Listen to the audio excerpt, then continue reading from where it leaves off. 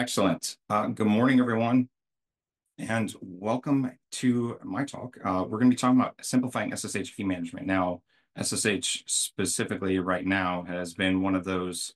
There was a vulnerability published over the weekend. There was a pretty critical CVE related to SSH and some of the XZ utils package.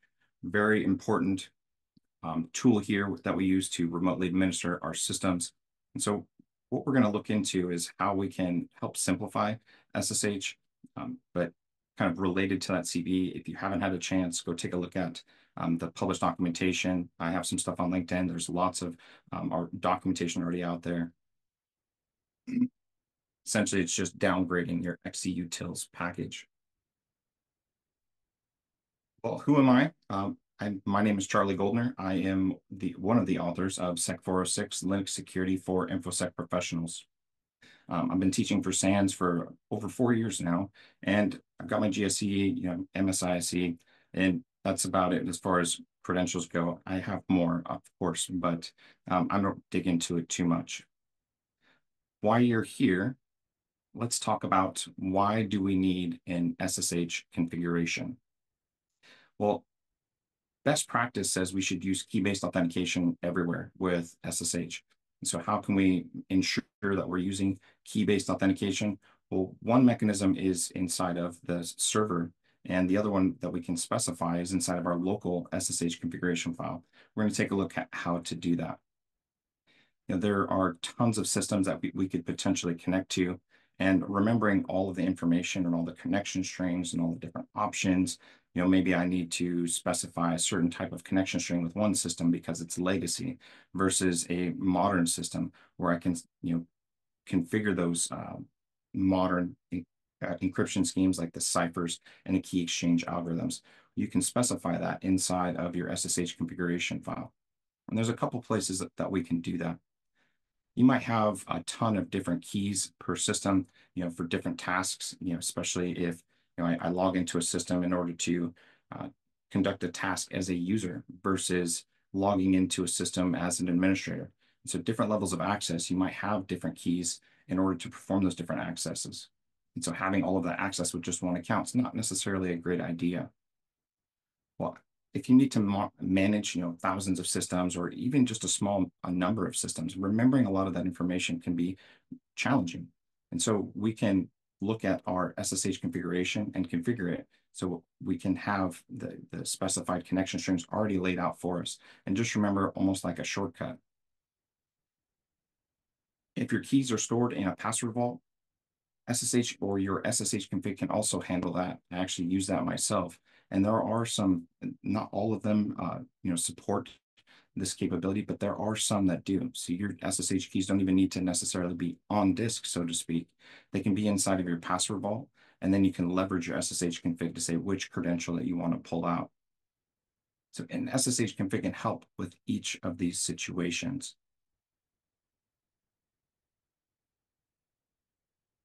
What are the different configuration files that kind of go into SSH as it's running? Well, there's two sides of what's happening with SSH. You have your client and your server. And so the server daemon or daemon is going to have its own configuration file that specifies how you should be able to connect to that server. You'll use your client to connect to that server. And so on your SSH server, you've got your etc SSH SSHD configuration file. Well, you can also specify certain connection string or connection options within your command syntax of your SSH command. And they can get rather lengthy. If I only want to use a certain key, if I want to only go over IPv4, there's a lot of different options you can specify right on the command line with SSH. But oftentimes with a ton of keys and different systems, that becomes cumbersome really, really fast. You have at least two different types of client configuration files that can exist on your system. You've got your .ssh underneath your .ssh directory in your default home directory. You've got your own configuration file, and it's just called config. You could also have a configuration directory containing multiple configuration files. And so I use this often for ease of management. I might have different configuration files there to go to different systems or different types of systems. I might group them up together. Then you have what's known as your system's SSH client configuration file. Now, this specifies how every SSH client connection string would leave your system. And so it handles it for every user that might be using SSH on the system. And just like your user SSH configurations can be underneath its own configuration directory, the same can hold true for your system's client configuration files.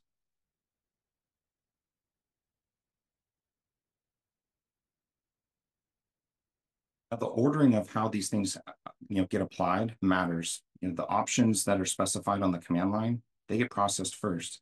You can consider this like a first in, first out type of situation. So, if you're coming from a security perspective and you're like, I want all connections to, use key-based authentication and some of these other settings that we'll go through. Well, if you're trying to specify that on the client or the system's client configuration file, they're not going to be applied if the user ends up specifying other options either on the command line or in their own SSH configuration file. It's meant to be highly customizable for a user.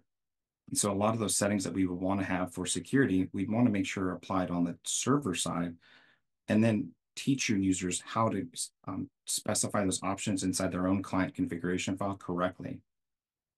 So your CLI options, those ones are processed first. After that, anything that's not specified on the command line and is specified or defined within your user configuration file, those get processed next. If there's any of the options that aren't defined in there, but they're defined in your client system configuration file, those will get processed. Unfortunately, most of those options, just like in a default installation of your SSH server, those are mostly commented out.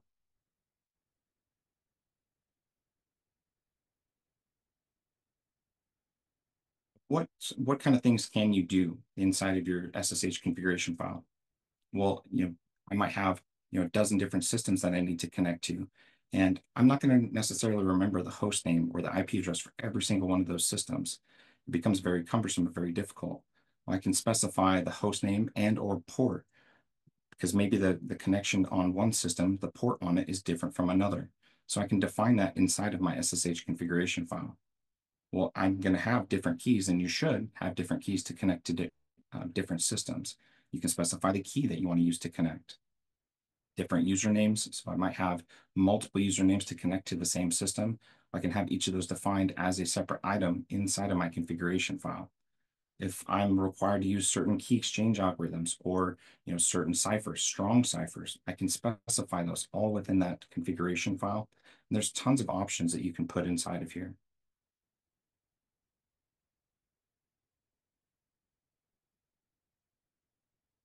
We're going to go to the shell and take a look at some of these items.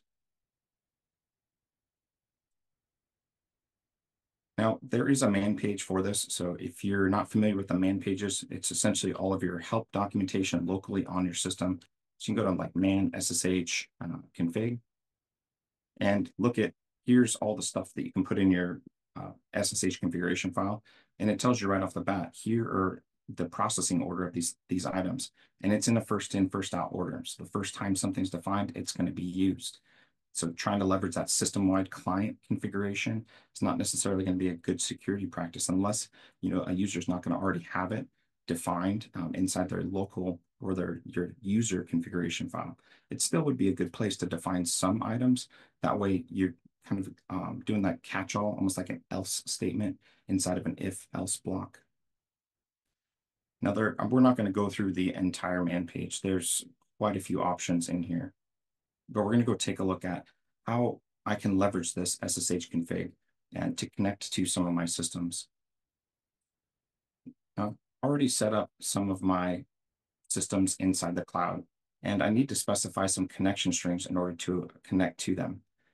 Inside of my .ssh directory, if I just do a quick ls-l, I've got quite a few keys. All these different .pem files are all of my different keys. And I've also got a set of public and private key pair up here. And I've got a configuration, but I've also got a configuration directory. And so if I look at this config, let's just use less to look at my config. I'm specifying for all hosts, for every single host that I connect to, I want to make sure that I'm using strong ciphers. So these are going to be my symmetric ciphers that happen after my key exchange that would happen with the CEX algorithms. So this would be a strong connection for, or a strong key exchange algorithm to leverage. I'm saying I don't want to use any password authentication. I want to make sure we're trying to use public key as a preferred mechanism and then list out nothing else. Now, if you would want to change that for an individual system, you can. So if I have a system that, hey, I can't put a key on there, or I need to use username and password, I can specify that in an individual system. From there, I just have host aliases, so to speak. So instead of connecting to the system this long DNS entry or this IP address that I'm not going to remember, I can just say, hey, I want to SSH to rel, or SSH to my Debian box, or SSH to my Ubuntu box, whatever it is and how you want to remember it. Then your SSH client is going to use all of the settings defined inside of that individual item. On this system, I'm connecting as a user Ubuntu. Here's the key that I'm going to use to connect to that system. Now, some other things that you can end up adding in here is this include directive on the bottom that's right now commented out. So if I open this in something like VI, say VI config, I can uncomment this include directive. And this is where you can say, hey, not only do I want to use all the items in here, which maybe I want to get rid of all of the individual host definitions, and inside of my config file, I would say for all of my hosts, I want you to connect it this way. Here's my strong algorithms. Here's my strong ciphers, no passwords, public key encryption only, or public key exchange only for authentication. I might put all of these inside of a separate file, and that's where I would have my include statement. So it's going to say include these files from wherever else you want to specify within the file system. It doesn't necessarily have to be in this directory, although it's easier to manage that way.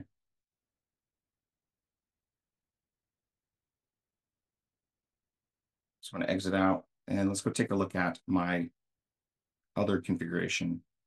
So inside of my system, I also have an SSH client configuration. So underneath my Etsy SSH directory, so if I just go into less SSH config, this is the system's client configuration. So if anything's not specified in my host client configuration or my user SSH configuration, it'll be defined in here. And so those options will be specified. So for example, do I want to allow agent forwarding? So I can leverage something like an authentication agent instead of having to continually load or entering my passphrases for my key. Or if I'm leveraging something like a password vault, I don't want to allow that agent to be forwarded on to the systems that I'm connecting to. So I can say, hey, forward agent, no. In this case, all of them are commented out, all of these settings, until you get down, kind of down near the end where we're sending some environment variables and hashing the known host file. So if it's not defined, I can define it here. And that way, every user who uses the SSH client on the system is going to be leveraging strong ciphers, whatever the settings that you want to apply to a system. It's more like I said, that catch-all on your system. And again, the definition is very similar to what you would have inside of your user SSH configuration. So I'm going to exit out, and I can go and SSH to any of those systems. So I can just say something like SSH rel. Now I get prompted, hey, do you trust this system? Something we cover in Sec 406 is how you can get rid of this message and how you can just say, hey, I only want to allow systems that we've previously connected to before using a different tool called SSH keyscan. In this case, we're just going to say yes. And now I'm connected. I didn't have to remember that long connection string in order to connect to that system. If I wanted to, define exactly what that was, I'd have to say something like SSH-I. Let's see. It's inside of my home directory, so .ssh. It's my third key, and I'm connecting as EC2 user at this IP address 107.9, which this one's fairly simple, but I don't necessarily have to remember all that. I can just define it within my SSH configuration, and it makes it much easier and much faster. And I've defined the specific key to use to connect to that system. the same holds true for all of my other systems, but these connection strings can get rather long. Say I wanted to connect only over IPv4. So let's say SSH -4 -I. This one, and I have this one's even longer. EC2 -44 204 163 153 dot -1 dot Amazon AWS.com. Now, having to type all that information out, even copying and pasting it's cumbersome. And I don't necessarily have to remember all that information with my SSH config.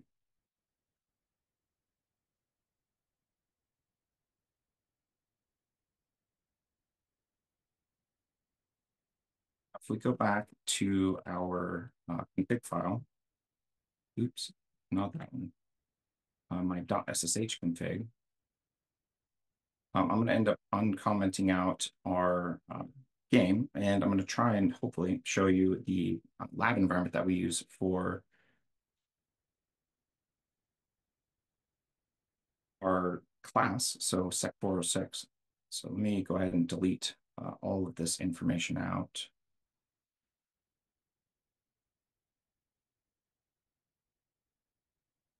So now my SSH config is completely blank. So if I try to do, SSH rel, the system's going to be like, I don't know what you mean.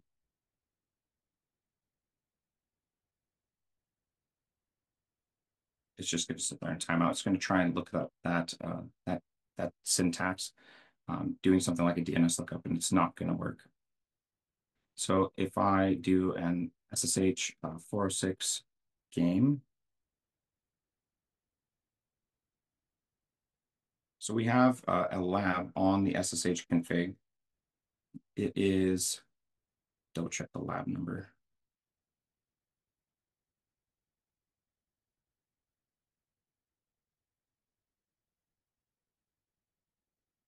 Lab 5.5.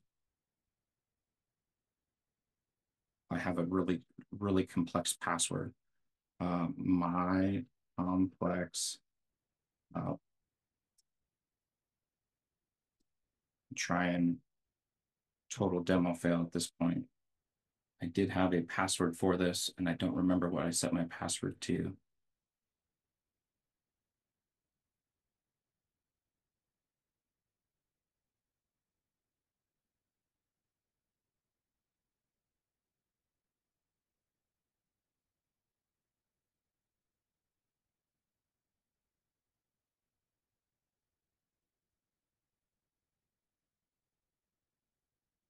Well, we'll skip the demo as far as the lab environment, but some other items that we talk about in the class. So if we look at the SSH configuration for the system, so SSHD config,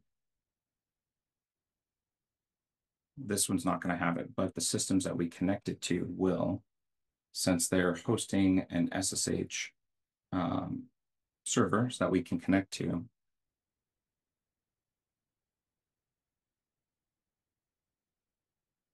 So if I go look at Etsy SSHD config, inside of this file, so this controls how the server would respond to a client that's trying to connect. So if I wanted to define maybe a different port, well, not only can I do that inside of my local SSH configuration file, but I would have to define that here inside of the daemon configuration file. Notice how it's commented out. So it's going to be listening by default on port 22. It's going to be listening on all interfaces, so both IPv4 and IPv6 on any interfaces that's connected to the system. And do I allow public key authentication only? So do I allow username and password? In this case, we will, because this setting is going to be commented out. There's going to be a lot of settings that are just by default, even in a cloud environment, because these are just default instances inside of AWS. So it's a defense in depth mechanism. You have all your cloud isms, like your security groups and your firewall rules that are getting set up, but you can also specify them on the systems themselves. Leaving the system unconfigured is not necessarily a great idea. Do I allow empty passwords? Do I allow root to log in? Lots of settings, located inside of this file. So we talk about SSH in the class. We talk about best practice for adding a key or a passphrase to your key, how you can leverage things like an SSH agent. And so lots of SSH items when it comes to security and how we can secure SSH and securely use SSH and make it a little easier for you to manage the different systems as you're working inside of a Linux environment.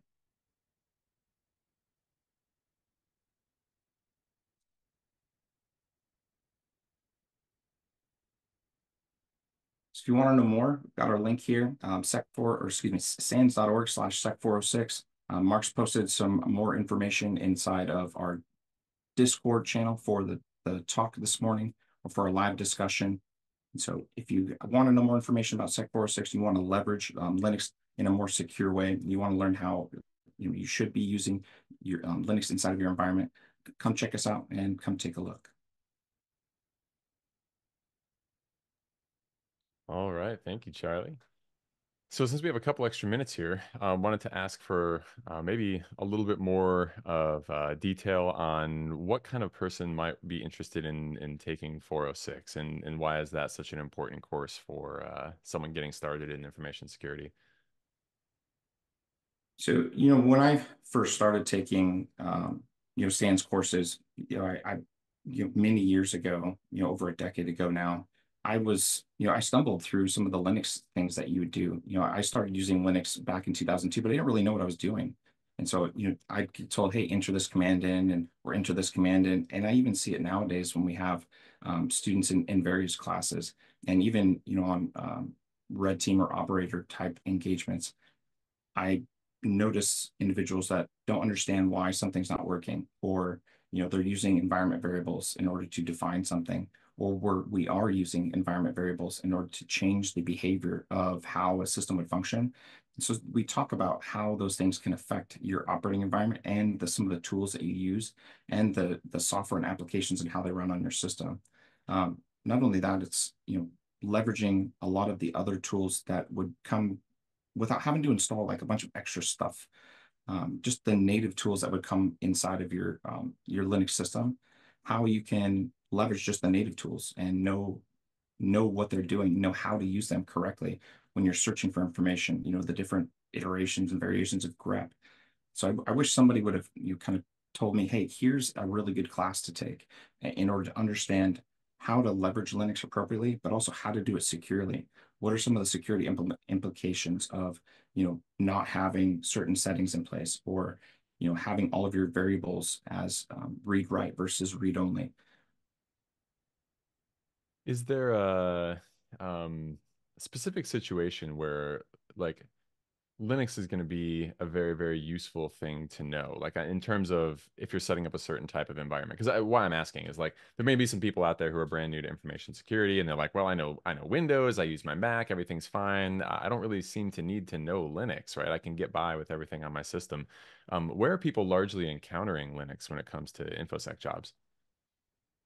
So, I mean, Linux is honestly everywhere. You look at all the major platforms that would host, all your cloud services, they're going to be on some sort of Linux system.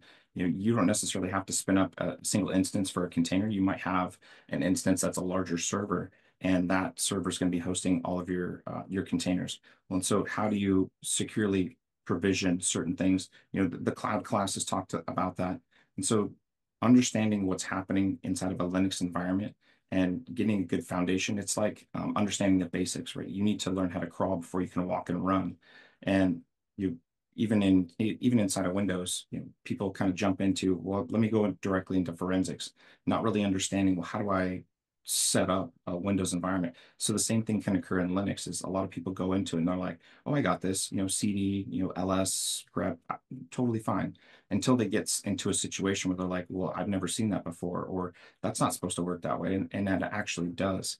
And so it's getting the fundamentals down and learning how to operate within the Linux environment correctly before you kind of branch out and go to all these other realms. Where Yeah, would if one of the someone has comments. oh, sorry, go ahead. So one of the comments, even in Discord, with the advent of cloud, Linux is kind of just skyrocketed in the resurgence of usage. And there are tons of different distributions out there.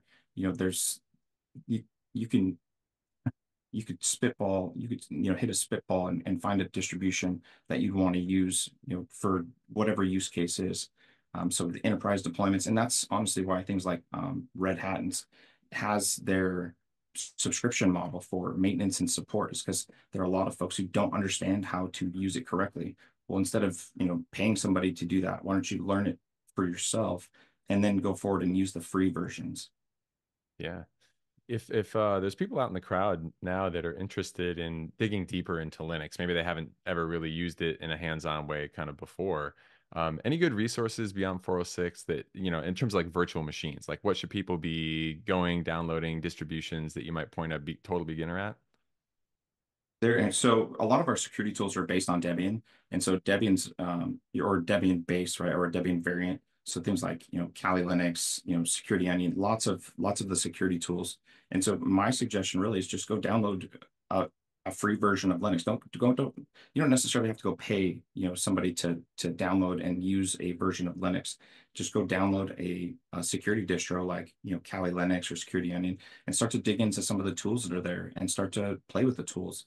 You're going to run into circumstances or situations that you don't understand or you're not sure of, what does this specific application do? And there's a lot of documentation. That's kind of the other issue you face with Linux and free and open source software is there's a ton of reading. You always have to do your reading with free and open source software. Um, there's a lot of good comments inside of the Discord channel about the different use cases. Having a structured learning environment is going to be super helpful. We have a ton of labs, so our class is heavily hands-on based. So getting into the shell, leveraging the shell, and I would say somebody coming from a Windows environment or even just learning security in general, understanding the command line and being able to function at the command line is a big benefit because you can get way more granular and have a lot better understanding of your system and how to leverage the capabilities that it can do. Yeah, absolutely. One of the other things I was thinking is WSL is another potential option. Can you speak to a minute on kind of what that is and how that may be a convenient thing for folks as well? I mean, if you don't have access or you don't want to install something like VMware Workstation or Player, VirtualBox, whatever it is, Windows has the inherent capability. You can install Windows subsystem for Linux. There's a couple of configuration items on how to do that, but you can have Ubuntu running inside of your Linux shell. It's you'd launch like Windows terminal, and now all of a sudden you're inside of a Linux shell, and so you can interrogate your Windows system as if it were a Linux system using Linux commands. Not everything is supported, but there's going to be a lot of different things that you can do inside of it. It's a good way to practice and to list out permissions and make files and make directories and get some practice with it as well. Yeah, fantastic. So very kind of easy and convenient way to at least stay day to day, right? Some people like may install VMware, get into Linux a few times, but not use it day to day. If you have it right there in your terminal, right, and you're just kind of using it for general navigation of files and everything on a more day to day basis, that can certainly be a help as well if you're not spinning up a full server. So Yeah, another great and option there. Ryan mentioned a good thing, and that's honestly what I did here is I just spun up a bunch of free instances of Linux. And so I was using them as part of this demo, and it works great. Yeah. You can use the free tier and not have to install anything and just, SSH in. The Windows has the same SSH client, so it's open SSH on inside of Windows, inside of Linux. And so that same client you can use to connect, and it supports your SSH config as well. Mhm. Awesome.